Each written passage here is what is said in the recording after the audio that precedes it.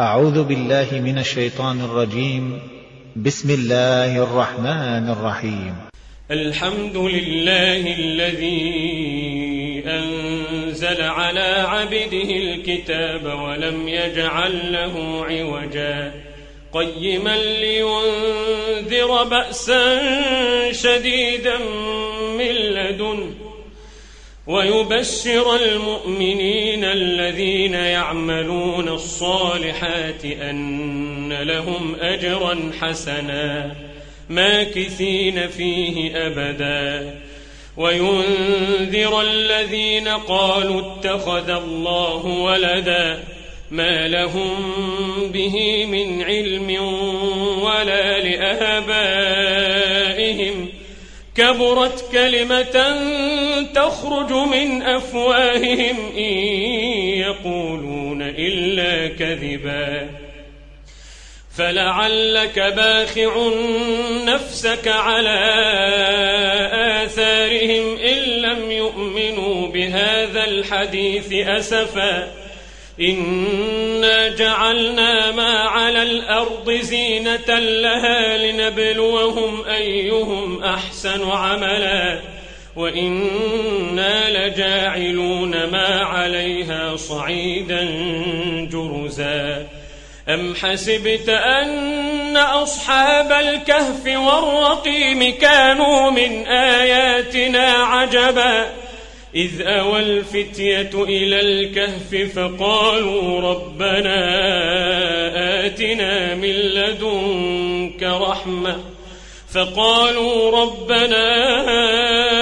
آتنا من لدنك رحمة وهيئ لنا من أمرنا رشدا فضربنا على آذانهم في الكهف سنين عددا ثم بعثناهم لنعلم أي الحزبين أحصى لما لبثوا أمدا نحن نقص عليك نبأهم بالحق إنهم فتية آمنوا بربهم وزدناهم هدى وربطنا على قلوبهم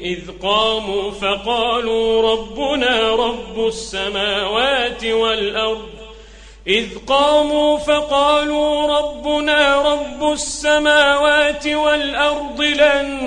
ندعو من دونه إلها لقد قلنا إذا شططا هؤلاء قوم اتخذوا من دونه آلهة لولا يأتون عليهم بسلطان بين فمن أظلم ممن افترى على الله كذبا وإذ اعتزلتموهم وما يعبدون إلا الله فأووا إلى الكهف ينشر لكم ربكم من رحمته ويهيئ لكم من أمركم مرفقا وترى الشمس إذا طلعت تزاور عن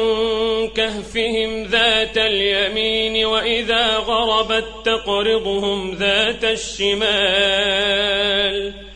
وإذا غربت تقرضهم ذات الشمال وهم في فجوة منه ذلك من آيات الله من يهد الله فهو المهتد ومن يضلل فلن تجد له وليا مرشدا وتحسبهم أيقاظا وهم رقود ونقلبهم ذات اليمين وذات الشمال وكلبهم باسط ذراعيه بالوصيد لو اطلعت عليهم لوليت منهم فرارا ولملئت منهم رعبا وكذلك بعثناهم ليتساءلوا بينهم قال قائل منهم كم لبثتم قالوا لبثنا يوما أو بعض يوم قالوا ربكم أعلم بما لبثتم فابعثوا أحدكم بورقكم هذه إلى المدينة فلينظر أيها أزكى طعاما فليأتكم برزق منه وليتلطف ولا يشعرن بكم أحدا إنهم إن يظهروا عليكم يرجموكم أو يعيدوكم في ملتهم ولن تفلحوا إذن أبدا وكذلك أعثرنا عليهم ليعلموا أن وعد الله حق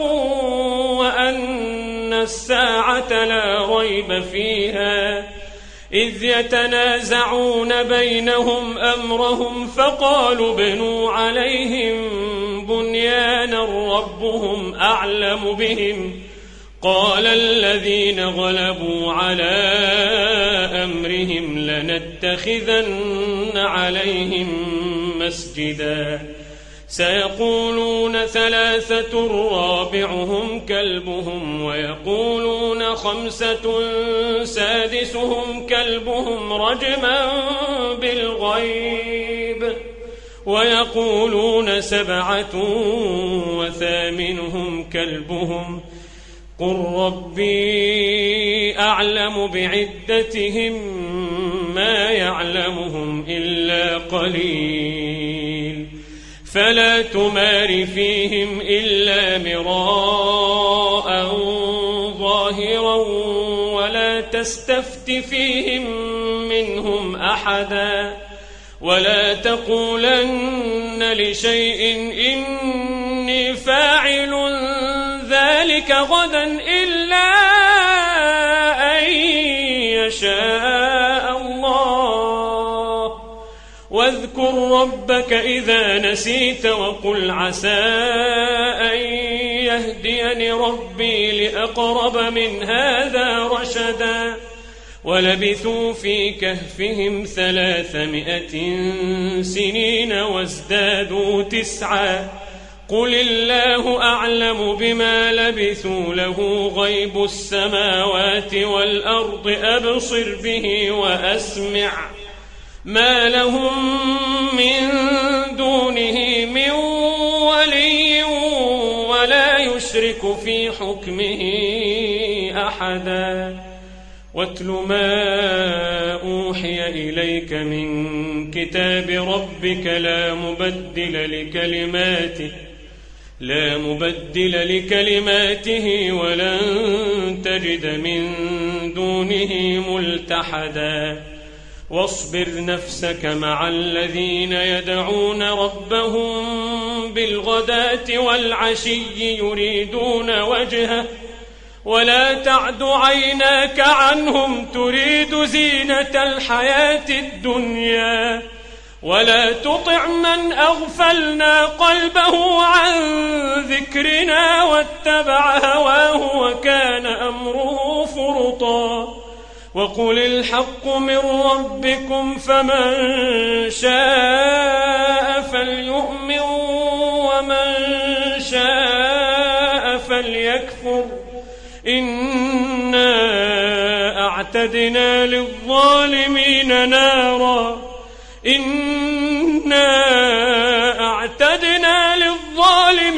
نارا أحاط بهم سرادقها وإن يستغيثوا يغاثوا بماء كالمهل يشوي الوجوه وإن يستغيثوا يغاثوا بماء كالمهل يشوي الوجوه بئس الشراب بئس الشراب بئس الشراب وساءت مرتفقا. إن الذين آمنوا وعملوا الصالحات إنا لا نضيع أجر من أحسن عملا أولئك لهم جنات عدن تجري من تحتهم الأنهار يحلون فيها من أساور من ذهب ويلبسون ثيابا خضرا من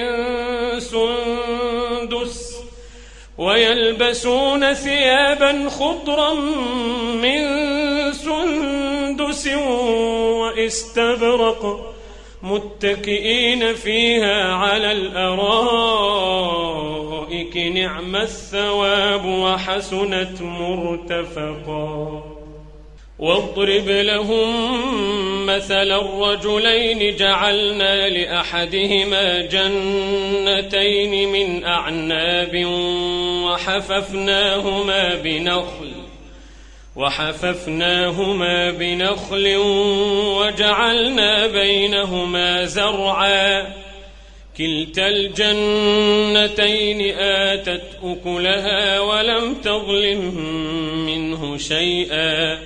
وفجرنا خلالهما نهرا. وكان له ثمر فقال لصاحبه وهو يحاوره أنا أكثر منك مالا وأعز نفرا. ودخل جنته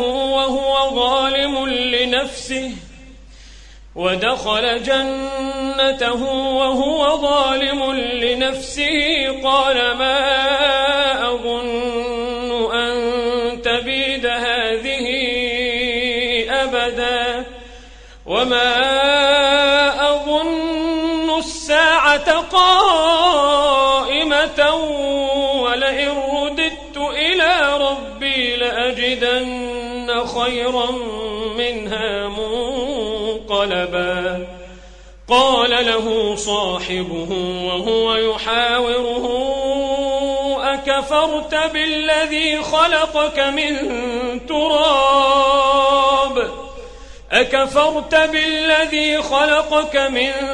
تراب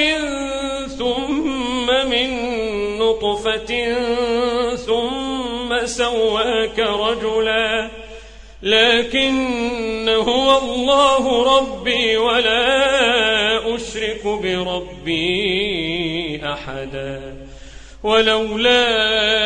إذ دخلت جنتك قلت ما شاء الله لا قوة إلا بالله إن ترني أنا أقل منك مالا وولدا فعسى ربي أن يؤتيني خيرا من جنتك ويرسل عليها حسبانا من السماء فتصبح صعيدا زلقا أو يصبح ماؤها غورا فلن تستطيع له طلبا. وأحيط بثمره فأصبح يقلب كفيه على ما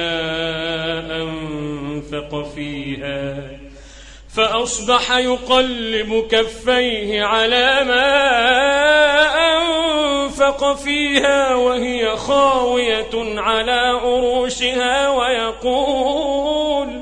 ويقول يا ليتني لم أشرك بربي أحدا ولم تكن له فئة ينصرونه من دون الله وما كان منتصرا. هنالك الولاية لله الحق هو خير ثوابا وخير عقبا. واضرب لهم مثل الحياة الدنيا كماء إن أنزلناه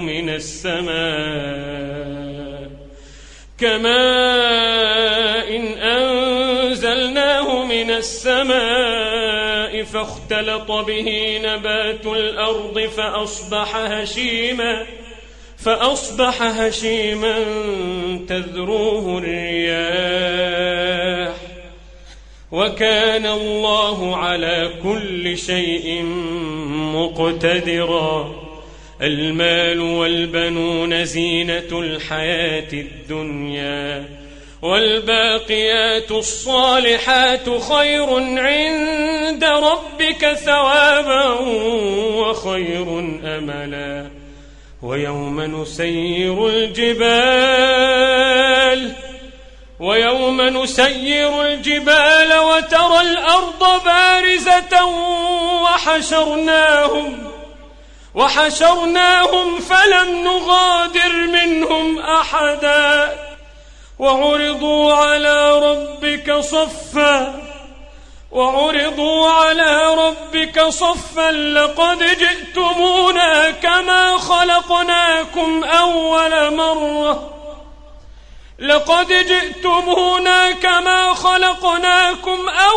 مرة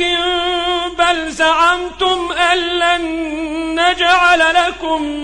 موعدا. ووضع الكتاب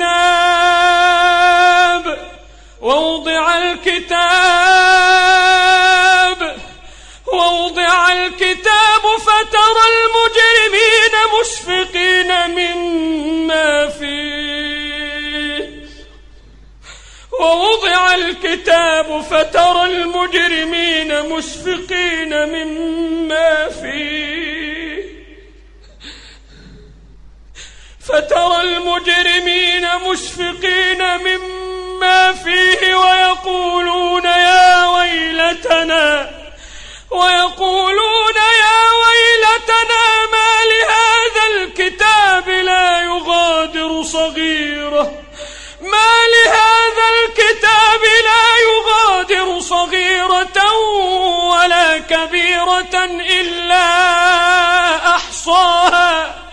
ما لهذا الكتاب لا يغادر صغيرة ولا كبيرة إلا أحصاها ووجدوا ما عملوا حاضرا ولا يظلم ربك أحدا. وإذ قلنا للملائكة اسجدوا لآدم فسجدوا إلا إبليس كان من الجن ففسق عن أمر ربه أفتتخذونه وذريته أولياء من دوني وهم لكم عدو بئس للظالمين بدلا. ما أشهدتهم خلق السماوات والأرض ولا خلق أنفسهم وما كنت متخذ المضلين عضدا. ويوم يقول نادوا شركائي الذين زعمتم فدعوهم فلم يستجيبوا لهم وجعلنا بينهم موبقا. ورأى المجرمون النار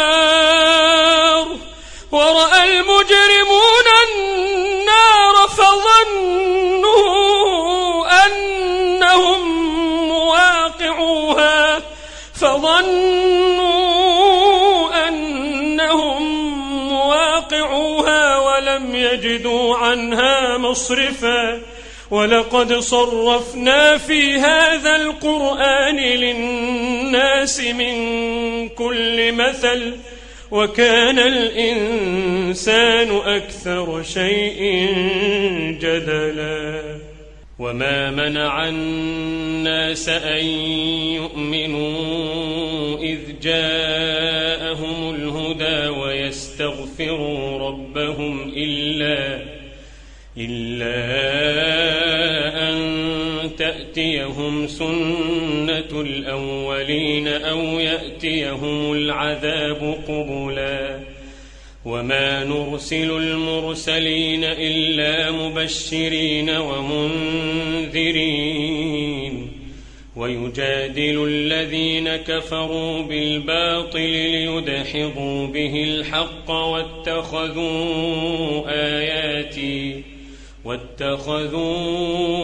آياتي وما أنذروا هزوا ومن أظلم ممن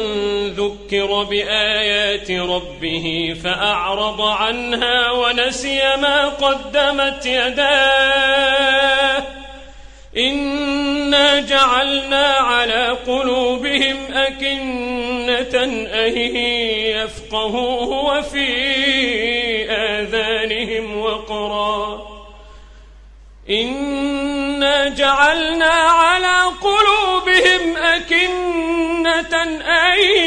يفقهوه وفي آذانهم وقرا وإن تدعهم إلى الهدى فلن يهتدوا إذن أبدا وربك الغفور ذو الرحمة لو يؤاخذهم بما كسبوا لعجل لهم العذاب وربك الغفور ذو الرحمة لو يؤاخذهم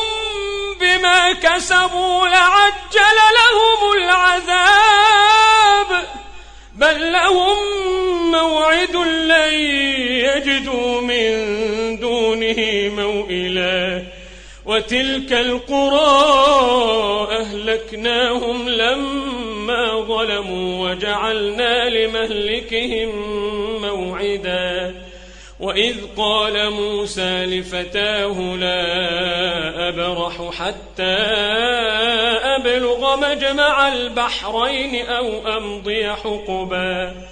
فلما بلغا مجمع بينهما نسيا حوتهما فاتخذ سبيله في البحر سربا فلما جاوزا قال لفتاه آتنا غداءنا لقد لقينا من سفرنا هذا نصبا قال أرأيت إذ أوينا إلى الصخرة فإني نسيت الحوت وما أنسانيه إلا الشيطان أن أذكره واتخذ سبيله في البحر عجبا قال ذلك ما كنا نبغي فارتدا على آثارهما قصصا فوجدا عبدا من عبادنا آتيناه رحمة من عندنا وعلمناه من لدنا علما قال له موسى هل أتبعك على أن تعلمني مما علمت رشدا قال إنك لن تستطيع معي صبرا وكيف تصبر على ما لم تحط به خبرا قال ستجدني إن شاء الله صابرا ولا أعصي لك أمرا قال فإن اتبعتني فلا تسألني عن شيء حتى أحدث لك منه ذكرا فانطلقا حتى إذا ركبا في السفينة خرقها قال أخرقتها لتغرق أهلها لقد جئت شيئا إمرا قال ألم أقل إنك لن تستطيع معي صبرا قال لا تؤاخذني بما نسيت ولا ترهقني من أمري عسرا. فانطلقا حتى إذا لقيا غلاما فقتله قال أقتلت نفسا زكية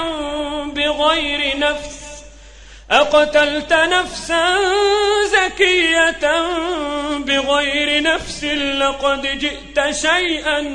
نكرا. قال ألم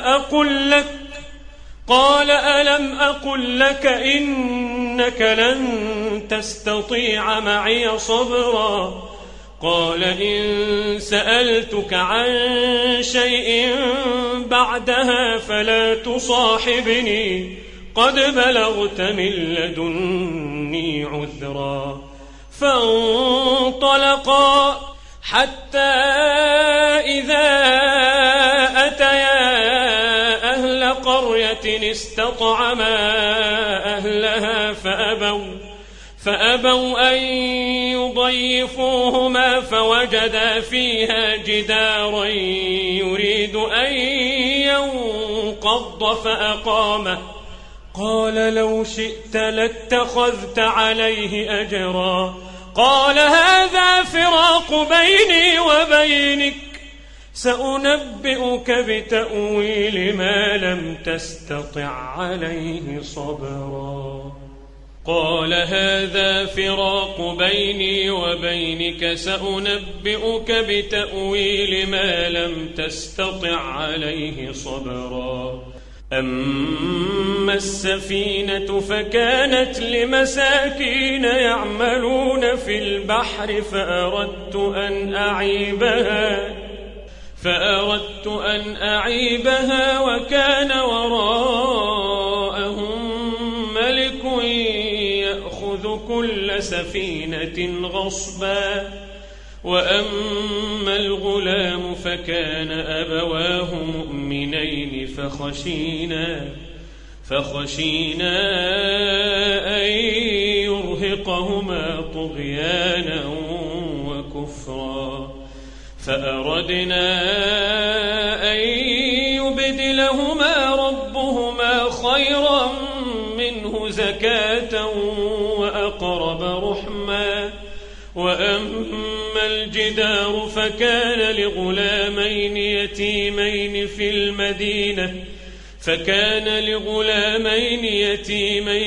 المدينة وكان تحته كنز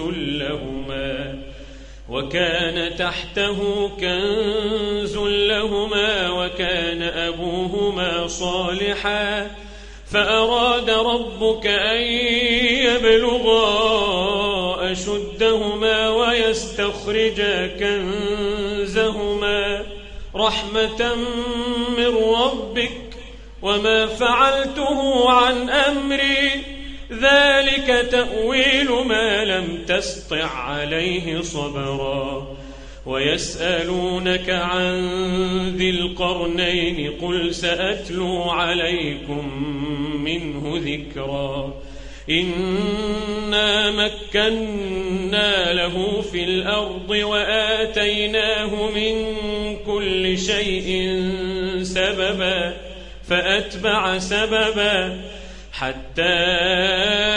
إذا بلغ مغرب الشمس وجدها تغرب في عين حمئة ووجد عندها قوما. قلنا يا ذا القرنين إما أن تعذب وإما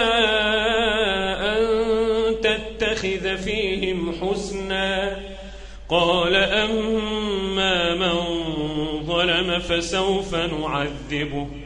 فسوف نعذبه ثم يرد إلى ربه فيعذبه عذابا نكرا.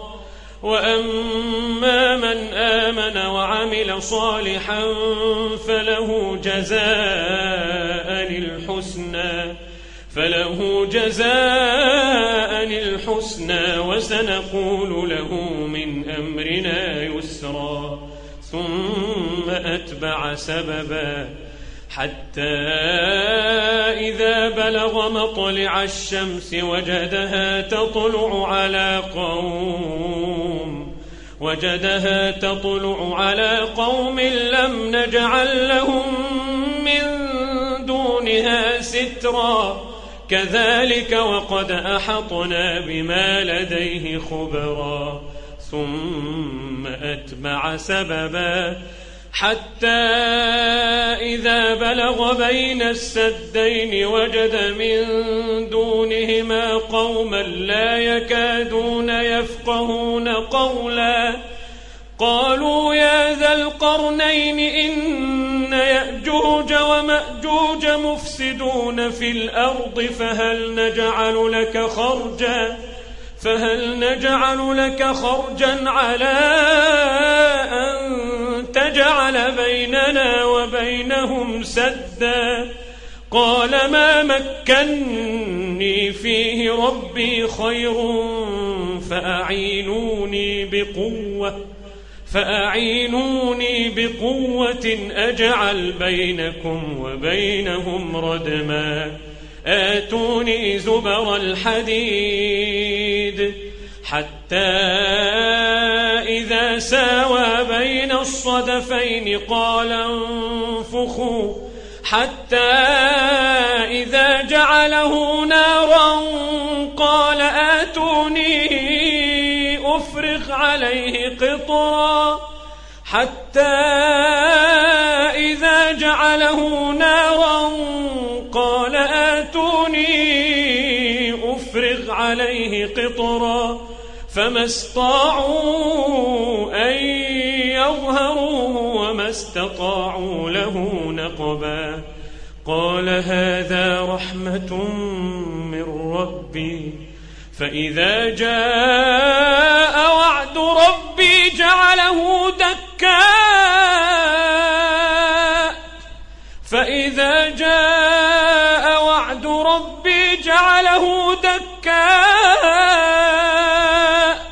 وكان وعد ربي حقا وتركنا بعضهم يومئذ يموج في بعض ونفخ في الصور فجمعناهم جمعا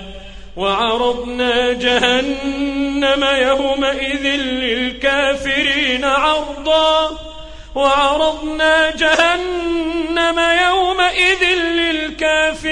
عرضا الذين كانت أعينهم في غطاء عن ذكري وكانوا لا يستطيعون سمعا أفحسب الذين كفروا أن يتخذوا عبادي من دوني أولياء إنا أعتدنا جهنم للكافرين نزلا قل هل ننبئكم بالأخسرين أعمالا الذين ضل سعيهم في الحياة الدنيا وهم يحسبون أنهم يحسنون صنعا قل هل ننبئكم بالأخسرين أعمالا الذين ضل سعيهم في الحياة الدنيا وهم يحسبون أنهم يحسنون صنعا أولئك الذين كفروا بآيات ربهم ولقائه فحبطت أعمالهم فلا نقيم لهم يوم القيامة وزنا ذلك جزاؤهم جهنم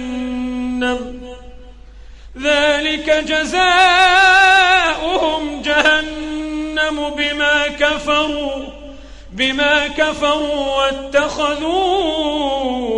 آياتي ورسلي هزوا إن الذين آمنوا وعملوا الصالحات كانت لهم جنات الفردوس نزلا خالدين فيها لا يبغون عنها حولا قل لو كان البحر مدادا لكلمات ربي لنفد البحر قبل أن تنفد كلمات ربي ولو جئنا بمثله مددا قل إنما أنا بشر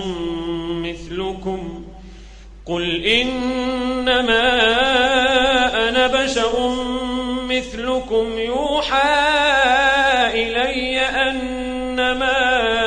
إلهكم إله واحد فمن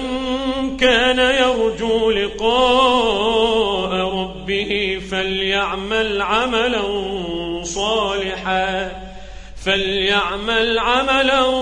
صالحا ولا يشرك بعبادة ربه أحدا.